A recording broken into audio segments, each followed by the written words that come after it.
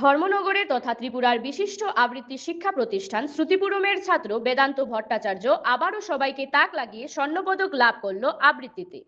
গত 18 মে 2025 ইংরেজি বঙ্গীয় সঙ্গীত পরিষদ আয়োজিত সমাবর্তন অনুষ্ঠানে আগরতলা রবীন্দ্র শতবার্ষিকী ভবনের মঞ্চ থেকে বেদান্ত সকল বিশিষ্ট গুণীজনের হাত থেকে স্বর্ণপদক গ্রহণ করল। বেদান্তের আবৃত্তি গুরু স্বর্ণপদক প্রাপ্ত আবৃত্তি রত্ন শ্রদ্ধেয়া ইন্দ্রাণী চক্রবর্তী মহোদয়া, তারই গৌরবে গোটা শ্রুতিপুরম পরিবার গৌরবান্বিত।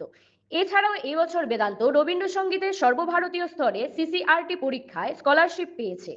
তার রবীন্দ্রসঙ্গীত গুরু শ্রদ্ধেয়া শ্বেতা দেব মহোদয়া পড়াশোনা আবৃত্তি গানের পাশাপাশি বেদান্ত শাস্ত্রীয় সঙ্গীতের তালিম নিচ্ছে ধর্মনগরের বিশিষ্ট সঙ্গীত গুরু পার্থপ্রতিম নাথ মহোদয়ের কাছে। গিটারের তালিম নিচ্ছে শ্রদ্ধেয় রাজেশ নাথের কাছে এবং পিয়ানোর তালিম নিচ্ছে বিজয় দেবনাথের কাছে। এছাড়াও সংবাদ মাধ্যমে আরও জানা গেছে বেদান্ত প্রতিনিয়ত নাট্যচর্চা নিয়ে ব্যস্ত থাকে। শ্রুতিপুরম ধর্মনগর থেকে সর্বভারতীয়তে প্রথম স্থানাধিকার পেয়েছে।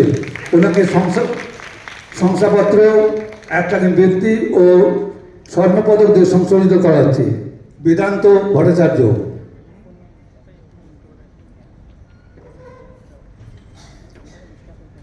আর একবার বেদান্তকে আমরা সম্মানিত করি করতালির মাধ্যমে। নমস্কার, আমার নাম বেদান্ত ভট্টাচার্য। আমার আবৃত্তি গুরুর নাম শ্রদ্ধেয় ইন্দ্রাণী চক্রবর্তী এবং আমার আবৃত্তি প্রতিষ্ঠানের নাম শ্রুতিপুরম। আজ এই বঙ্গীয় সঙ্গীত পরিষদ আয়োজিত এই সমাবর্তন অনুষ্ঠানে আমি আবৃত্তি বিভাগে 5th ইয়ারে প্রথম স্থান অধিকার করেছি। তাই জন্য আজ আমি এই সমাবর্তন অনুষ্ঠানে আমি আমার গোল্ড মেডেলটা পাই। আমি সেই গোল্ড মেডেলটা নিতে এসেছি।